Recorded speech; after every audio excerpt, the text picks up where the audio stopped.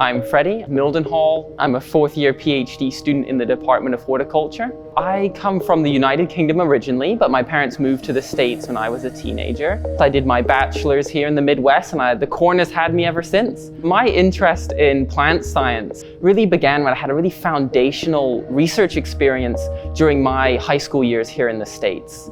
And that was at a local nature preserve in my hometown of Westchester, New York. And so I've run with that ever since. My doctoral thesis work focuses on something that we all have as humans, which is a circadian rhythm. We like to go to bed and wake up at a certain time. And plants have a circadian rhythm as well.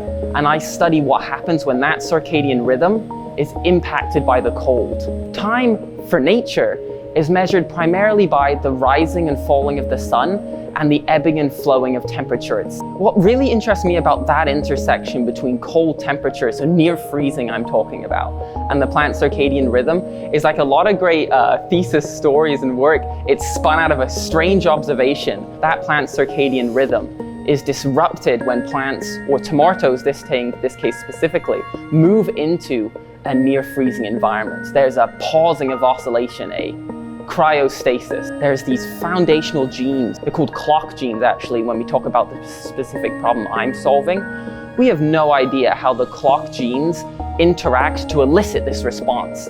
It's the idea that by manipulating the plant circadian clock, you can then manipulate all of those other responses. It's like the master regulator that affects so many downstream processes. But for me, the most interesting one of those is tolerance of abiotic stresses. So in a climate change world that we're moving into, increasing temperatures, spontaneous frost events, and increased resistance or tolerance to those things is a possible outcome. And that, I think, is really exciting.